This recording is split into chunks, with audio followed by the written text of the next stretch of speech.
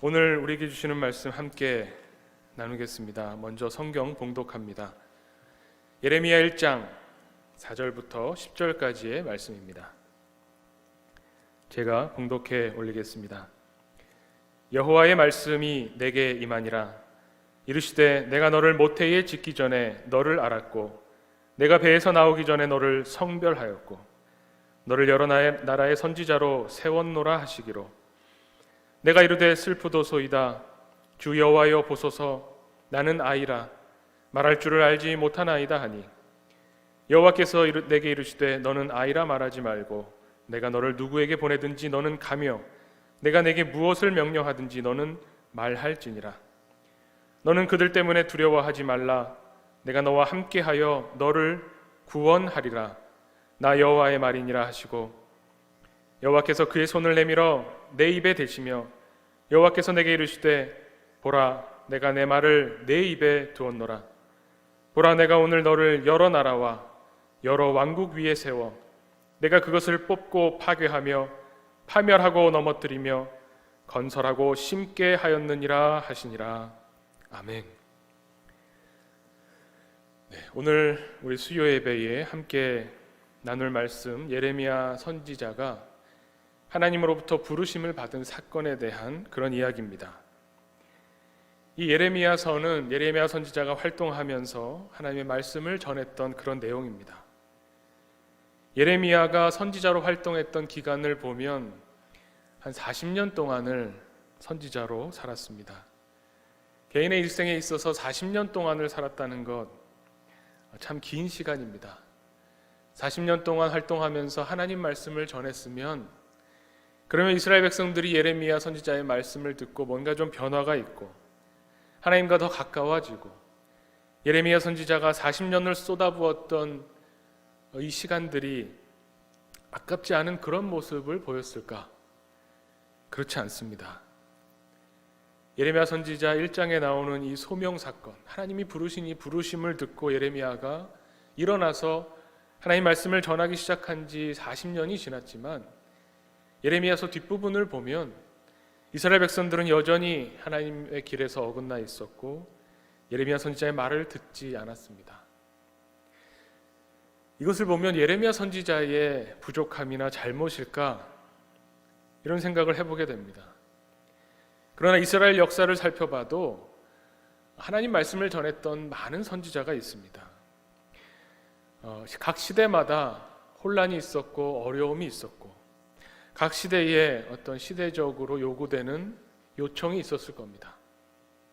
그 무수한 혼란 속에서 하나님께서 하나님의 사람을 보내셔서 선지자를 보내셔서 하나님의 뜻을 전하셨는데 문제는 이스라엘 백성들이 그 음성을 듣지 않고 그 하나님 말씀을 듣지 않고 각기 제 갈 길로 갔다는 겁니다. 그것이 구약에서 말하는 이스라엘 역사를 통해서 우리에게 들려주는 그런 이야기입니다. 아니 하나님을 믿는 백성들이 하나님의 말씀을 듣고 하나님의 뜻을 쫓아서 살아가다 보면 하나님께서 주시는 복을 누리고 살 수 있을 텐데 왜 이렇게 혼란스럽고 어지러운 세상 중에서 하나님의 뜻을 청종하지 않았을까? 하나님의 뜻을 외쳤던 선지자들의 말씀의 내용을 들어보면 백성들이 좋아하지 않는 말씀도 그 안에 많이 있습니다. 사람은 누구나 듣기 좋은 소리를 듣고 싶어 하고 듣기 싫은 소리를 듣기 싫어합니다. 너무 당연한 것 같습니다. 예레미야 선지자도 그런 면에서 보면 하나님의 말씀을 전한다고 전했는데 열심으로 하나님의 뜻을 찾고 구해서 하나님이 주시는 오늘 소명 사건처럼 하나님의 손가락을 예레미야의 입에 두고 내 말을 내 입에 두었다라고 하나님께서 말씀하시면서 그 말씀을 받은 예레미야가 하나님의 뜻을 선포했는데 백성들은 그 말씀 듣기를 싫어했다는 겁니다. 왜 그렇게 싫어했을까요? 듣기 싫은 소리가 너무 많았던 것 같습니다. 그렇다면 하나님께서는 이스라엘 백성들에게 너 이렇게 하면 벌 받는다, 심판받는다, 그 죄 때문에 어려움을 겪을 것이다 이런 말씀을 전하라고만 하신 것은 아닙니다. 하나님의 원래 뜻은 우리가 함께 여러 번 나누고 묵상하지만 하나님은 우리가 행복하기를 원하십니다. 하나님은 우리가 이 땅을 살면서 혼란스럽고 고통스럽고 어려운 세상이지만 이 세상을 사는데 하나님이 베풀어 주시는 생명을 누리면서 하나님의 사람으로 살아가기를 원하십니다. 그 뜻은 구약시대나 신약시대나 지금 우리에게나 똑같이 적용이 됩니다. 예레미야 29장 11절 말씀을 보면 이렇습니다. 여호와의 말씀이니라. 너희를 향한 나의 생각을 내가 아나니 평안이요 재앙이 아니니라. 너희에게 미래와 희망을 주는 것이니라. 하나님은 이것을 주기를 원하신다고 합니다. 예레미야 선지자도 이것을 외쳤습니다. 하나님이 우리에게 주시고자 하는 것은 재앙이 아니다. 하나님이 우리에게 주시고자 하는 것은 평안이다 라고 선포합니다. 미래와 희망을 주기 위해서 하나님이 나를 보내셨다라고 말합니다. 그런데 왜 백성들이 이 말씀을 듣기 싫어했을까요? 하나님 주시는 평안을 누리기 위해서는 전제 조건이 있습니다. 이어지는 29장 12절 13절 말씀이 이렇습니다. 너희가 내게 부르짖으며 내게 와서 기도하면 내가 너희들의 기도를 들을 것이요 너희가 온 마음으로 나를 구하면 나를 찾을 것이요 나를 만나리라. 하나님께서 원하시는 것은 뭐냐면 하나님 앞에 나와서 온 마음으로 하나님을 찾고 구하는 겁니다. 여기서 말하는 기도는 우리가 행동으로 손을 모으고 눈을 감고 기도하는 그 기도를 말하는 것이 아니라 온 마음으로 하나님을 구하고 찾는 것을 기도라고 말하는 겁니다.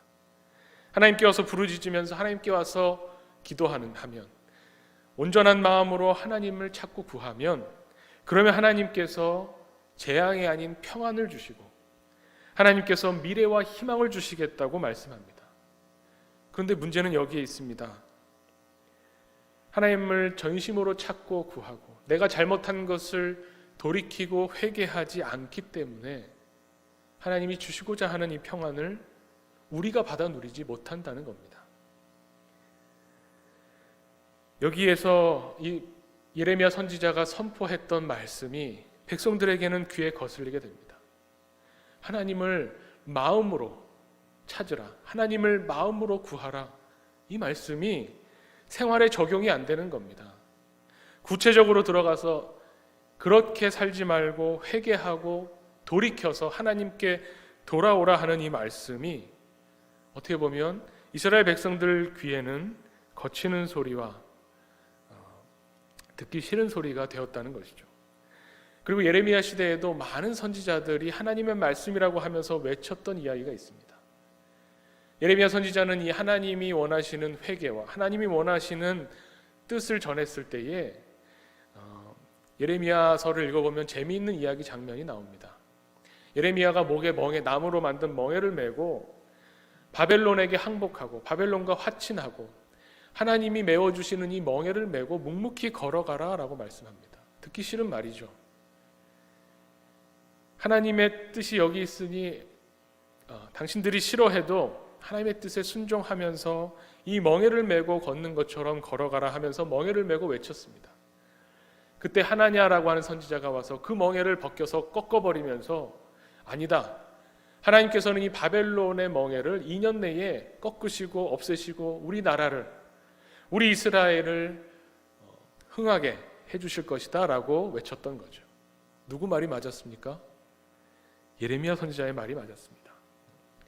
이 혼란의 시대에 예레미야가 살던 이 혼돈의 시대에 하나님의 뜻을 전했는데 백성들이 그것을 싫어했다는 것이 어떻게 보면 지금 우리의 귀에도 비슷할지 모릅니다.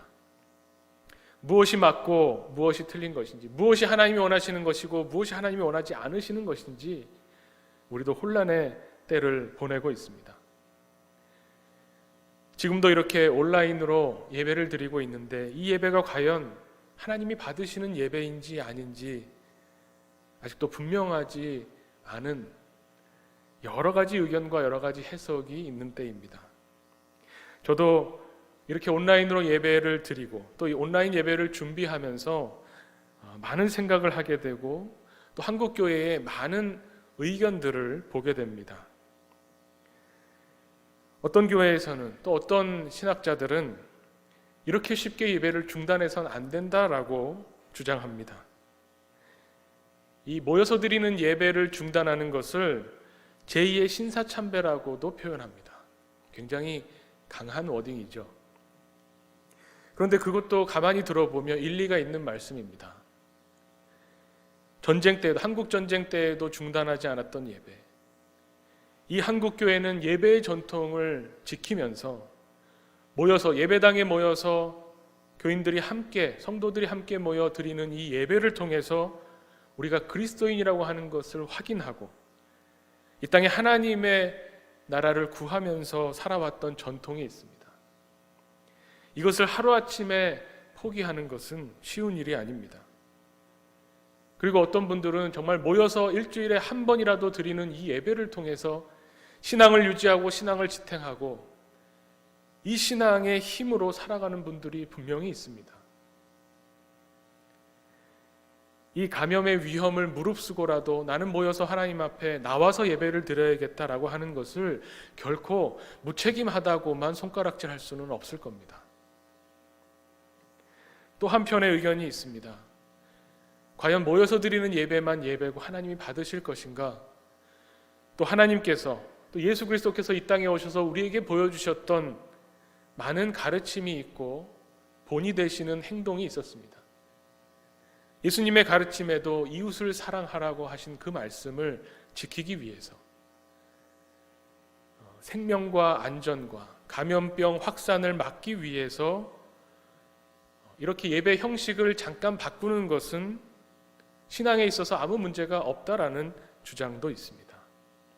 오히려 이것이 예배의 본질에 더 가까워지는 것이고 지역과 이웃을 섬기는 일이고 많은 사람들이 안심할 수 있는 사회적 책임을 지는 방법이라는 주장이 있습니다.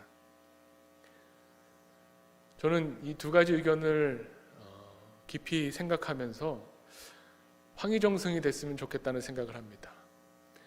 현장 예배가 중요하니 중단 없이 가야 된다고 주장하는 분도 맞는 것 같습니다.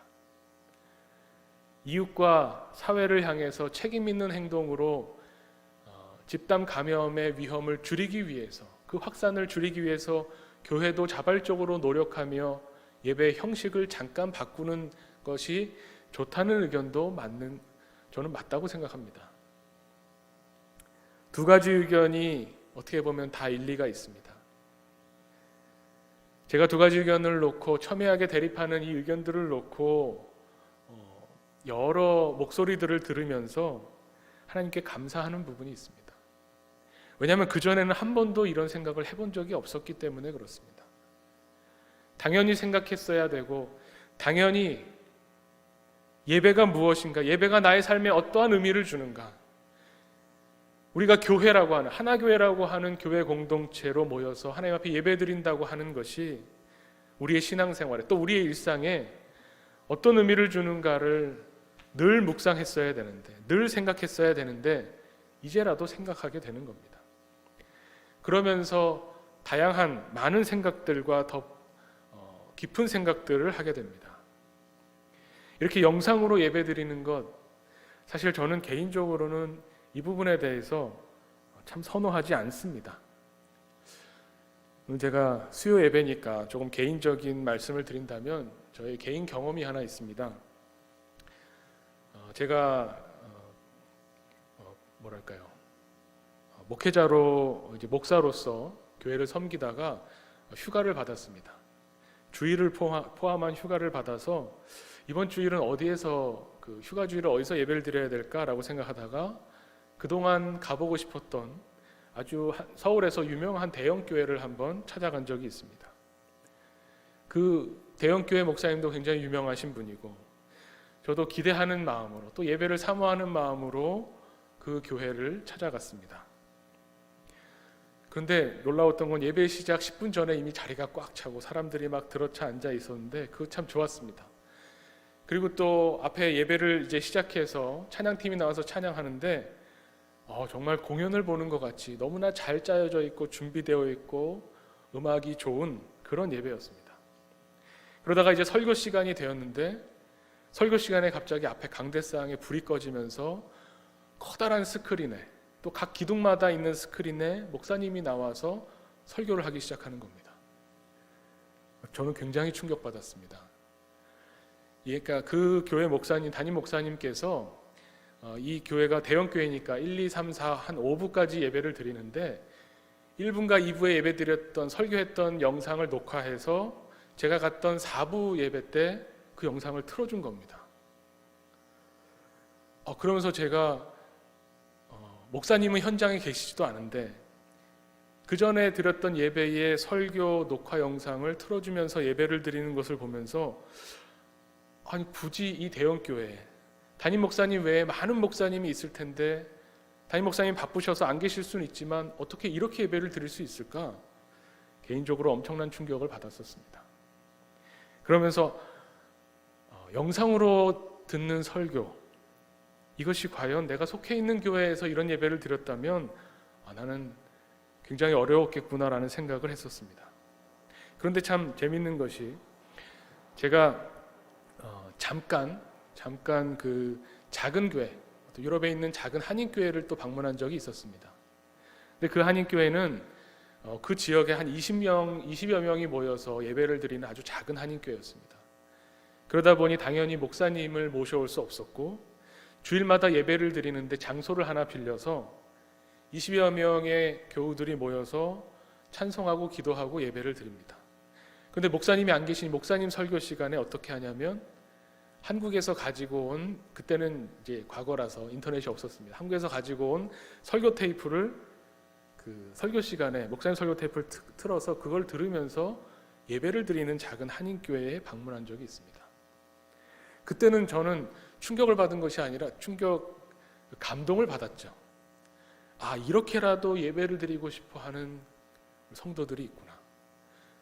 목사님의 말씀, 사실은 목사님의 말씀이라기보다는 성경 말씀을 풀이해주고 성경 말씀을 선포하는 그런 설교 말씀이 그립고 그 말씀을 사모해서 그 자리에 계시진 않지만 어떤 목사님의 설교 테이프를 틀으면서도 예배를 드리고 싶어 하는 그 교회의 모습을 보면서 굉장한 감동을 받았습니다. 참 다르죠. 목사님이 현장에 있으면서 함께 예배드리지 못하는 똑같은 상황이었지만 이 두 가지가 저에게는 완전히 다르게 다가왔습니다. 이렇게 온라인으로 예배를 드리면서 생각해 보게 되는 것은 뭐냐면, 그렇다면은 우리 교회들이 같은 장소를 다른 시간을 쓰면서 1, 2, 3, 4, 5부를 쓰면서도 같이 예배드리는 공동체라고 할 수 있을까에 대한 고민, 또 본당이 자리가 협소해서 들어오지 못할 때 다른 건물에서 TV 영상을 보면서 거기에서 설교하는 목사님을 보면서 우리 목사님이라고 하면서 예배드리는 모습에 대해서 또 고민하게 됩니다. 또 이렇게 온라인으로 드린다고 하는 것은 같은 시간에 다른 장소에서 함께 예배드리는 것에 대해서도 생각해 보게 됩니다. 무엇이 더 좋다, 무엇은 틀렸다라고 말할 수는 없을 겁니다. 같은 장소 다른 시간이 더 좋은 것인지, 같은 시간 다른 장소가 또 괜찮은 것인지 점점 복잡해지죠. 한국교회의 그동안의 예배 형태에 대해서 아무 고민 없이 받아들이다가 다시 생각해 보게 되는 기회가 온 겁니다. 저는 예배에 대한 이런 다양한 의견이 많아지는 것이 참 좋다고 생각합니다. 우리가 드리는 예배가 그동안 고민 없이 드려져 왔던 우리 예배, 또 코로나19 감염 사태를 맞이해서 각 교회마다 대처하는 방식이 다른 것에 대해서 어떤 것이 가장 교회에 적절한 것인가를 생각해 보는 시간도 필요하다고 여겨집니다. 그리고 현장 예배를 고집하는 교회와 현장 예배를 드리지 않고 온라인으로 예배 드리는 교회, 각 교회마다 사정이 있을 겁니다. 대형 교회는 모일 수 없지만 우리 교회 같이 작은 교회는 감염의 우려를 통제하면서 안전하게 드릴 수 있는 방법을 찾을 수 있을 겁니다. 어떤 교회는 왜 사회적 책임을 무시하며 모여서 예배를 드리느냐 비난할 것도 없습니다. 서로 각 교회마다 교회에 맞는 사정을 아마 택할 겁니다. 그런데 중요한 게 있습니다. 제가 이 문제를 놓고 많은 생각을 하면서, 그러면서 또 오늘 예레미야 말씀을 묵상하면서, 그러면서 중요한 것은 다른 곳에 있다는 생각을 합니다. 예배의 형태를 어떻게 바꾸느냐, 온라인이 가능하냐, 이런 현상적인 문제를 다룰 것이 아니라 예배의 형식이 중요한 것이 아니라 예배에 대한 우리의 근본적인 마음가짐들, 이것이 우리에게 더 중요한 것이 아닌가 생각해 보게 됩니다. 아까 제가 함께 나눈 말씀도 하나님께서 주시고자 하는 것을 주시기 위해서 하나님이 우리에게 원하시는 것은 뭐냐면 온 마음으로 나를 찾으라 말씀하십니다. 온 마음으로 나를 구하라 말씀하십니다. 여기서 중요한 것은 우리의 마음입니다. 만약에 온라인 예배로 전환하겠다라고 하는 우리의 마음이 단순히 현장에 모였을 때의 지역사회로부터, 여론으로부터 욕먹기 싫어서 그런 거라면 욕먹을 것을 무릅쓰고라도 모이는 것이 나을 겁니다. 결과가 어떠하든 현장 예배를 드리느냐라는 결과든 드리지 않느냐라고 하는 결과든 중요한 것은 그것을 결정하게 되었던 마음의 동기가 중요합니다. 예수님의 가르침을 따라서 이웃을 사랑하고 이웃을 섬기기 위해서, 내가 사랑하는 이웃들에게 걱정거리를 끼치지 않기 위해서, 그들을 돕기 위해서 자발적으로 현장에 모이는 것을 포기한 거라면 그 마음을 하나님께서 받으실 겁니다. 그리고 또 모이기로 결정하고 오늘 이 예배가 어쩌면 어떤 이에게는 마지막 예배가 될 수 있고, 이 예배를 통해서 하나님을 믿고 의지하며 그것으로 이 삶을 지탱해 나가는 사람을 위해서 우리는 모이겠다라고 결정한다면, 그래서 하나님을 참으로 찾고 구하고 내가 이 예배와 기도의 자리에 나와서 나는 꼭 하나님을 만나야겠다라고 한다면 그 마음을 하나님께서 아시고 만나 주실 겁니다. 중요한 것은 우리의 마음이고 중심입니다. 예레미야서 17장 9절의 말씀, 이런 말씀이 있습니다. 만물보다 거짓되고 심히 부패한 것은 마음이라. 누가 능히 이를 알리오마는 나 여호와는 심장을 살피며 폐부를 시험하고 각각 그의 행위와 그의 행실대로 보응한다라고 말씀합니다. 우리가 마음은 그렇지 않은데 아이고 잘됐다, 온라인 예배 드리니 집에서 편하게 예배 드리자, 그런 마음이라면 하나님께서 그 예배를 기뻐하실 수가 없을 겁니다. 내가 정말 가고 싶지만 갈 수 없는 이 상황에서 최선의 선택을 해서, 내가 비록 화면을 통해서 함께 모여 예배드리지만 내 마음의 중심이 하나님을 향하고 하나님의 말씀을 듣겠다라고 한다면 하나님께서는 그 마음을 아시고 그 심장과 폐부를 살피시면서 그 마음의 중심을 하나님께서 받으실 겁니다. 우리 그리스도인들은 어떠한 사람들인가?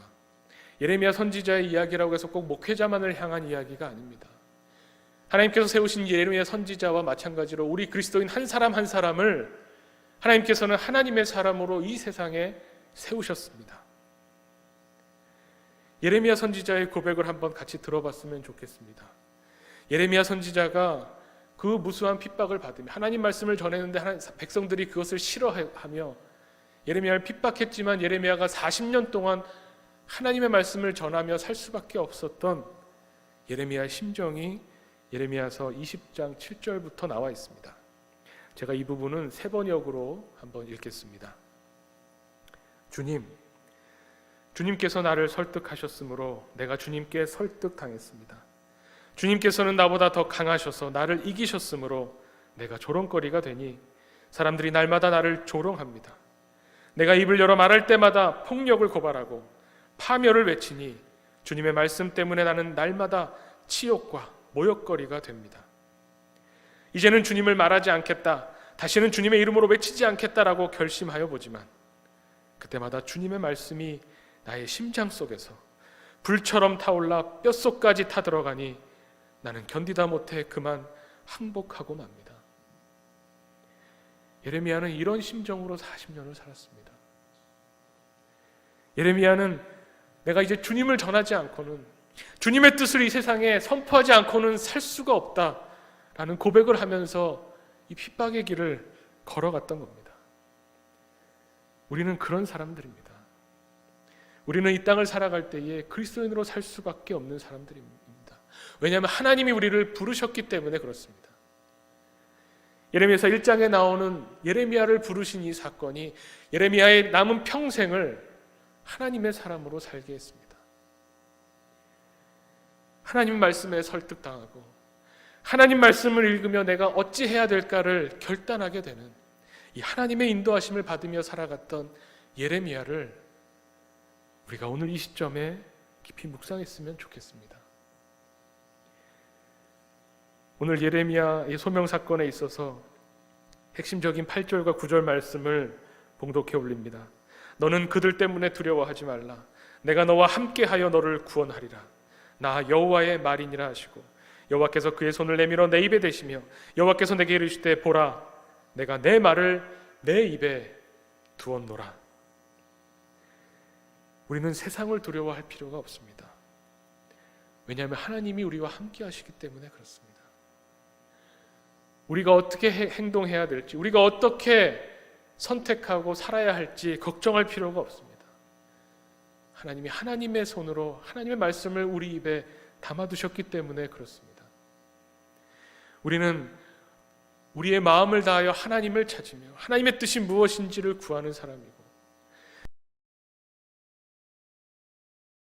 말씀을 따라서 하나님이 우리에게 주시는 그 은혜를 힘입어서 살아가는 그리스도인입니다. 이 어렵고 혼란의 때에 하나님의 뜻이 어디 있는가? 정말 하나님이 우리를 향해서 부르시는 이 부르심이 무엇인가를 깊이 고민하며 생각하며 묵상하며 나아가는 우리 하나교회 공동체 되기를 간절히 바랍니다. 제가 듣고 충격받은 하나의 말씀이 있었습니다. 말씀이 아니죠. 어떤 문장이 있었는데 이런 말입니다. 생각하는 대로 살지 않으면 사는 대로 생각하게 된다. 교회 나오지 말라니까 교회 나오지 않고 예배 드리지 못한다고 하니까 다른 방법으로 예배 드리고 우리는 그렇게 살지 않습니다.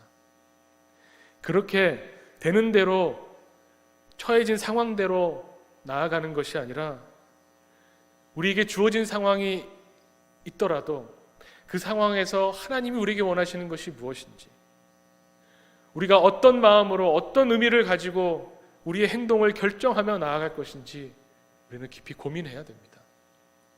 우리 하나교회가 깊이 고민하며 결정하며 나아가는 우리의 선택과 우리의 길들이 있을 겁니다.